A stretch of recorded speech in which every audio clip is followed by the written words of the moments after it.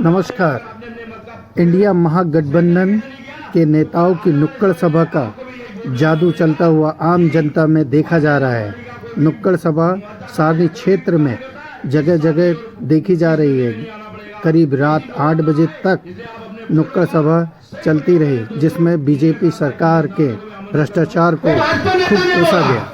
कि हम काले कुत्ते खड़े करेंगे जीत जाएंगे। अरे बोले ऐसी क्या बात है भाई, काले कुत्ते खड़े कर जीत जाएगी? बोले जनता के आंखों पर हमने ऐसी चादर उड़ाई है कि उनको न कुत्ते की पहचान है, ना आदमी की पहचान है। ऐसी चादर उड़ा दी। मैं आपको दोस्तों बता दूं कि हम लोग जब यहाँ पर छोटे थे और इसी सड़क से गुजरते थे तो कई बार जाम लग जाता था सड़क पर, रास्ते चलने की जगह नहीं होती थी। ये 2 नंबर छत इतना भीड़ से भरा होता था, इसमें काम धंधे होते थे, हजारों दुकान चलती थी।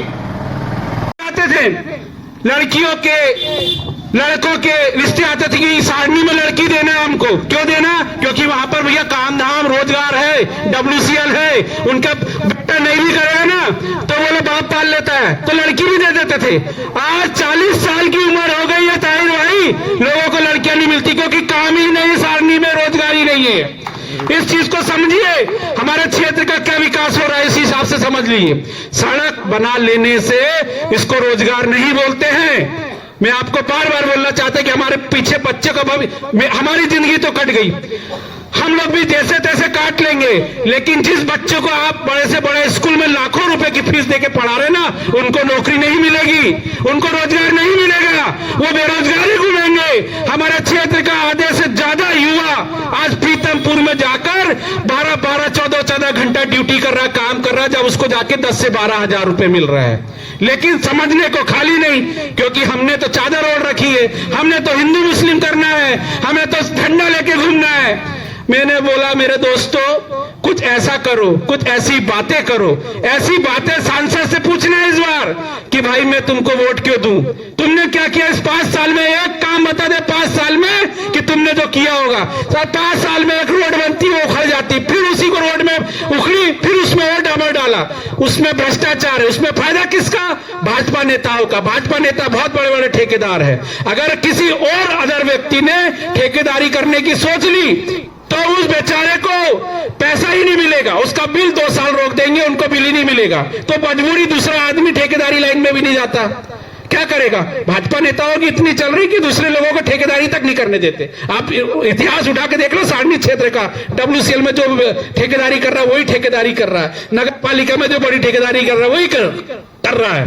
तो मैं आप लोगों को बोलना चाहता हूं कि इस बार जो भी अपना मूल वोट देने जाए, सबसे पहले अपने आने वाले भविष्य, अपनी पीढ़ी को सुधारने के लिए वोट दे, अपने बच्चों के भविष्य को सुधारने के लिए वोट दे। एक वोट कांग्रेस को दीजिए, एक वोट रामू टेकाम को दीजिए। इंडिया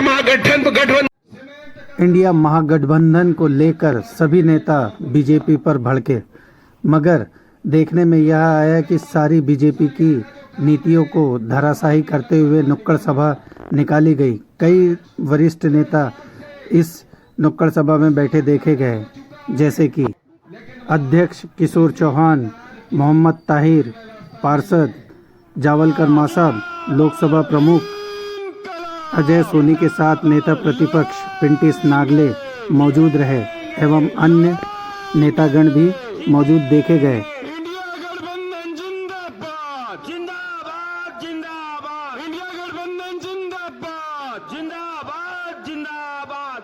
लोकतंत्र जिंदाबाद, जिंदाबाद, जिंदाबाद, देश का संविधान जिंदाबाद, जिंदाबाद, जिंदाबाद। बहुत करी लगी। और जब हमने यहाँ के जिला निर्वाचन अधिकारी कलेक्टर श्रीमान नरेंद्र सूर्यवंशी को इसकी शिकायत करी कि भारतीय जनता पार्टी के नेताओं ने जनता को ठगने का काम किया, जनता को धोखे में रखने का काम किया, आचार संहिता में इन लोगों ने भूमि पूजन करने का जो नौटंकी की, और जब जिला निर्वाचन अधिकारी ने जांच के लिए तहसीलदार को भेजा तो यहाँ के नेताओं ने अपने सोशल मीडिया से उस पोस्ट को डिलीट मार दिया। ये यहाँ के नायब तहसीलदार संतोष पतौरिया जी का कथन है कि यहाँ पर जिसकी आपने शिकायत करी है उसकी पोस्ट से, उसकी सोशल मीडिया से पोस्ट डिलीट है।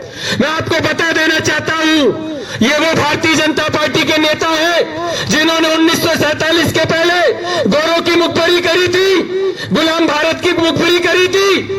ये वो लोग हैं जो महात्मा गांधी को भी मानते हैं, भगत सिंह को भी मानते हैं, और इस देश के राष्ट्रपिता महात्मा गांधी को गोली मारने वाले नाथूराम गोडसे को भी मानते हैं, ये वीर सावरकर को भी मानते हैं। ये एक विचारधारा के लोग नहीं है।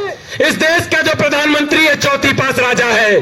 अरविंद केजरीवाल कहते हैं जिस देश का प्रधानमंत्री अनपढ़ होगा, शिक्षित होगा, उस देश के युवा पकोड़े ही तलेंगे, पकोड़े ही तलवाएगा। वो वैज्ञानिक नहीं बनाएगा, वो डॉक्टर नहीं बनाएगा, वो आपके बच्चों को इंजीनियर नहीं बनाएगा। मेरे यहाँ पर कई युवा साथी जो मेरे साथ में शिव मंदिर के सामने पड़े, आज मैं उनको देखता हूँ, वो नशे के आदी हो चुके हैं, वो आपराधिक गतिविधियों में शामिल हो चुके हैं। यह है भारतीय जनता पार्टी का विकास। इंडिया गठबंधन के लोग जमीन से लेकर चांद की बात करते हुए देखे गए। ये सारे क्षेत्र के विद्वान नेता जो कि नुक्कड़ सभा में शामिल हुए हैं, इन नुक्कड़ सभा में शामिल होने पर इन्होंने अपने जनता के बीच में बीजेपी सरकार के भ्रष्टाचार को सामने उल्लेख करते हुए खूब सुर्खियां बटोरी गई है, जिसमें लोकसभा प्रत्याशी रामू टेकाम को अधिक से अधिक मतों से विजय बनाने का काम किया जा रहा है।